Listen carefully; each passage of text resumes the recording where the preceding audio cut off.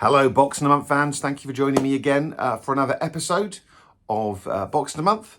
We are working on these Warcry Chaos Legionaries from Warhammer for the Warcry game. Who'd be surprised by that? And so far we're doing quite well. We've got them assembled, we got them undercoated, and all they're painted, some nice gold, all finished off. Except for one very important point, the base. So we're going to be basing these up on this episode, choosing a base.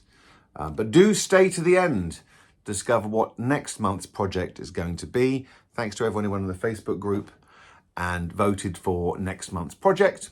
You will find out at the end of the video what that's going to be. And again, if you want to help me decide what my project will be next time, after the next one, then do join the Facebook group as there will be a poll to decide that eventually. But looking at these guys, sure, the colour scheme's really nice. And they're painted really nicely, but what about the bases? They're plain black. Now, that's fine. I wouldn't have a problem if someone turned up to a game with a lovely painted model and just had them one plain colour on the base. Back in the day, we used to just paint them goblin green, as was the tradition at the time.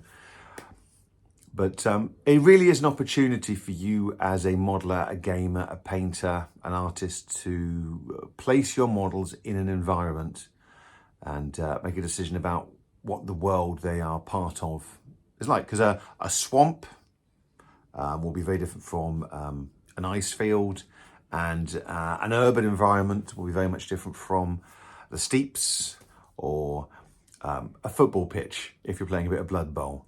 So what I'd like to do is just show you some of the models I've based previously and discuss how I based them, and then have a look at some materials I could potentially use to base these ones today. Here's something new, my hands and my table. As I said, painting a model, you can really set an environment. This guy is Chaos Guy. He's got a plain black base. And it works just fine. I've played with him before. Not one person's come up to me and said, "Hey, Andy, when are you going to finish basing that model? It looks really nice. Simple paint job. Just paint it black." And your base for him should be black, by the way, in my humble opinion. That's the right colour. But, you know, having a base model gives you a chance to set up an environment for that creature to exist in.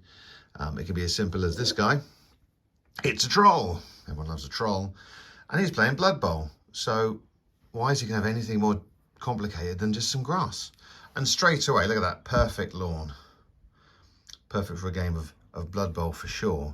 Don't need anything more complicated than that for a Blood Bowl model. You can, of course, make them more scraggly. Maybe they're playing underground or in some terrible sewage system or something. This guy is Ghoul. They painted a long time ago. They just got some gravel on his base. There you go. A little bit of gravel, and that works just fine. And I've got some other guys here. These are some models I use some green stuff to make these bases. This soon to be dead Roman Emperor. We swords a bit, don't they? Soon to be dead Roman Emperor. I die against a gladiator, or for those who remember the old ways, Thrud the Barbarian here. What I used was one of these. This is a resin casted impression and texture plate. I used some green stuff and a bit of Vaseline to stop it sticking. You put it on there, you press your base. So you put the green stuff on, you get a base, much like this one. Put green stuff on, press it down on the texture base, take it off, and it leaves a texture. Leave it to dry, and you get something like this. And I painted this one green, because green is fun.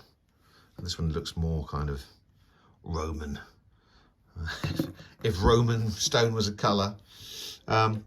This fella, I've put some green, some bits of green flock on this old wizard's base.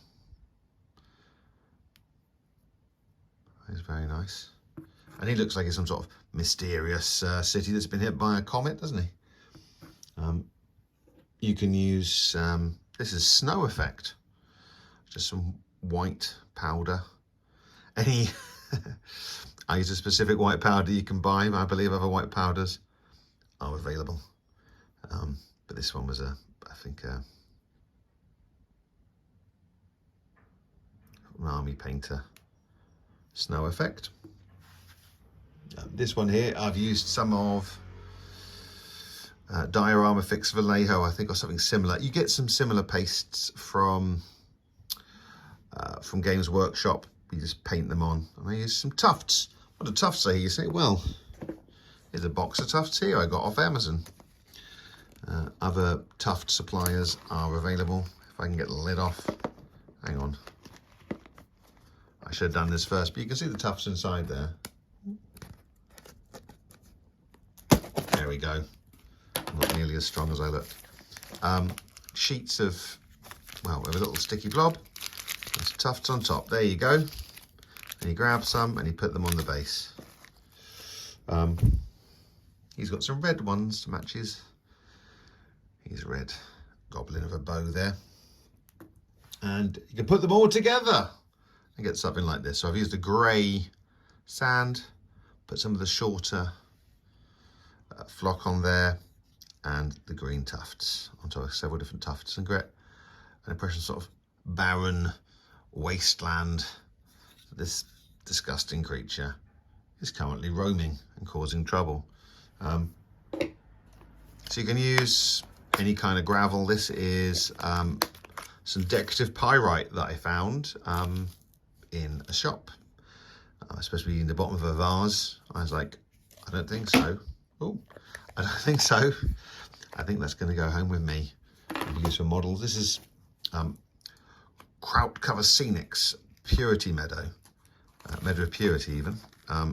Very pure meadow. So pure I can't get it open. And you can see in there's a mix already of like little bits of grass and rocks, and you mix it up. Use some glue, like this Kraut tack, put it on the base, stick this on, and you are good to go. That's pretty much all you need. It's already sort of mixed up for you. Here's another one I made myself. Just some rocks and some little bits of tuft in there. Here's another one. This one's still more sandy. But yeah. I did pick up from Gale Force 9 this system here. Each one contains a little pot. There's some shorter static grass and some lighter static grass and little rocks. I always found these rocks were a little bit too big, to be honest. Darker flock and some more static grass. And you can just put them all together in any combination you like, and you're going to get matching bases, and it works out pretty well. One thing I do like, and I don't use as often as I should really, is the Vallejo Diorama Fix Brown Earth here. It's just a paste, so you can get something, well, I guess this base right here, and you get yourself a paintbrush. He grabs a paintbrush off camera, not one you actually want to use later on, probably is best. And it's my first painting tutorial as well. Here we go. And you can just, I can see I've used a lot of this over the years. I think I was doing English Civil War, and you just put a little bit on. I say a little bit, that's a lot of it on your base, and you smooth it on, and there you go, you put it on the base like so. You put it to the edge. Da, da, da, da. Da, da, da, da, da, da, da. There we go. And you wash your brush. You're done. And you leave it to dry. And when you come back, it looks like this.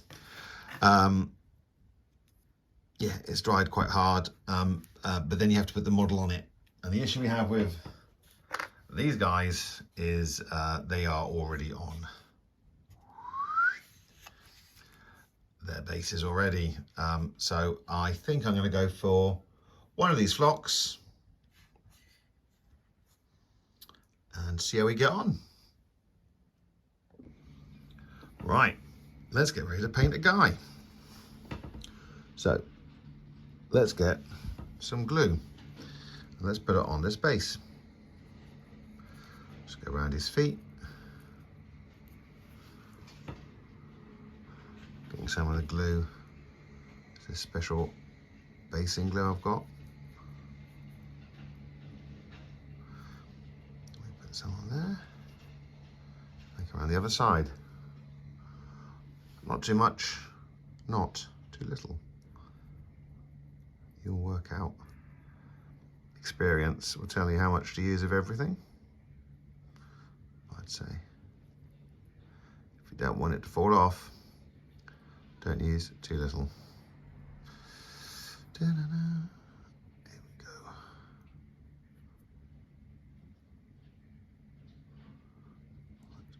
Now,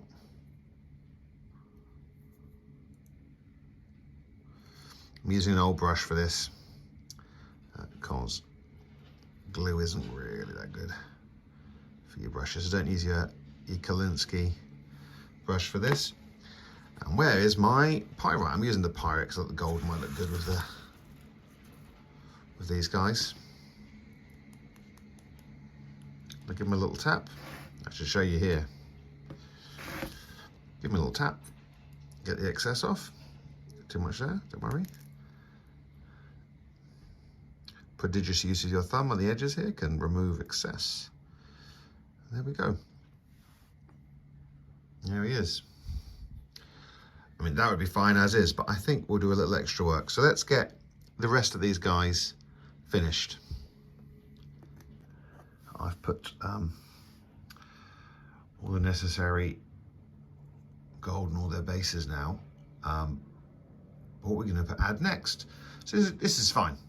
I could just go with this, but I like a little more nature on my bases. So let's get rid of this. And I'm going to get this here. This is my all-purpose tub of flock. We had a hobby craft near us that was closing, and they're selling all their stuff off for 80% off. And so I bought all the tubs of flock and chucked it all in a really useful box and shook it all together. And this is what we got here. And I use this for basing lots of different things. And I think we're going to use on these guys here today. So once your gold has dried, the sand has dried on your models, you can then get a little bit of glue and kind of make some natural patterns. So I'm not going to cover the whole thing. I'm just going to put a few dabs here. Ooh, that's a lot of glue on my brush. And here. Like so. Ooh. And I think what looks like organic shapes.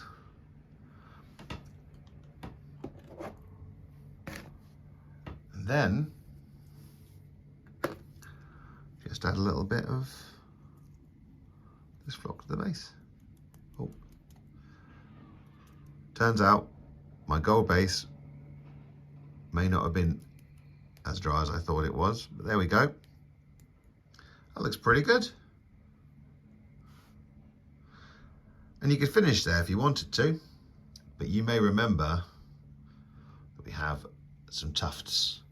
So this is this box I got from Amazon. There's a whole load of selection in here. I think something, look at these guys. These could potentially be a little bit too colourful, I think. Maybe not. Oh, yeah, a nice one here, but these ones look quite good, don't they? I mean, darker green here. Maybe too dark. I don't think the blue would be right. So you choose some flock. You choose some static grass that you think would be good. You put them on the base. I think I'm going to go for these guys here.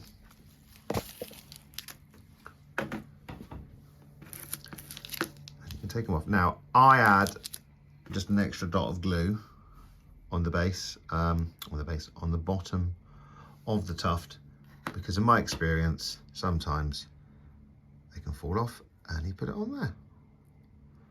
And that just adds a little bit more nature to the model.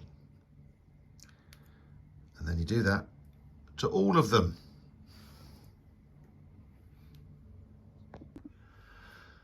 And once everything's dried, here's what you get. Here's my finished project. I think the bases look pretty good. Yep, I might repaint the rims on these guys. I will take some glamour shots so you can have a better look. Hope you're not getting seasick, everyone. Woo.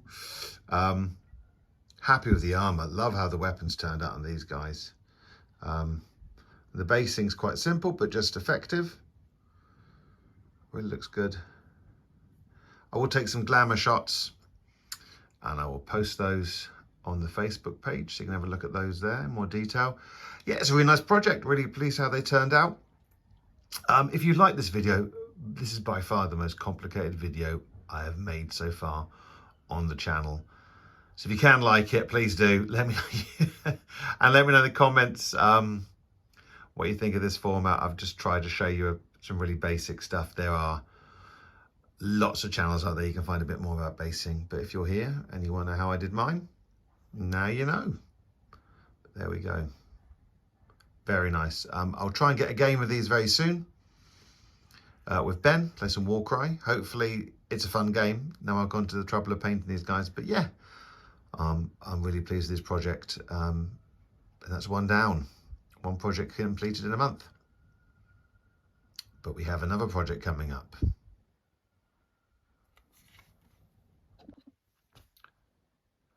So that's a project completed. Chaos Legionaries are done. But what's going to be next week? Next month's project? It's 15mm Space Hulk. Yes, my long abandoned 15mm Space Hulk. I did the difficult part. I painted all the corridors, but did not paint the models. So I've got all the tokens, all the doors, all the corridors painted. I just had to paint the fun bit, the models, and here we are. Now I painted painted some already, little bits of them, but they're nowhere near complete. The STLs I could find online, perhaps aren't the best, but they will certainly do for the game. They are, after all, just playing tokens. I don't remember there being a lictor in Space Hulk, but why not? These guys, all the same pose, so I will have to find a way to differentiate the Terminators from each other, the Sergeants and the Flamers from the ordinary Stormbolter fellows. But there we go. That's the Terminators. And we've got Gene Stealers here to be painted up as well. So I'll start that next week. And I might finish the project and get some pictures of me actually playing a game of Space Hulk for the first time since about 1990. I got Space Hulk when it came out for Christmas, and I loved it and played it to death, and then lost it somewhere over the years. Somewhere over the years it disappeared. Over the last 37 years of my life, it's gone somewhere. But yeah, let's get these painted up. Join me next week for the new project next month, and please do let me know your thoughts on this project, whether you like the previous Chaos Legionaries one, or you like better. This has been more of a sort of how-to on basing this episode. So if you like that, let me know. Join the Facebook group, and then you can see maybe some outtakes, some other things on there. And certainly next month when we finish this one, you can help me vote on what the next project's going to be. But till then, keep posted and keep painting all those models. Take care. Oh, there we go. That might be the one. Is this the one? She's the one.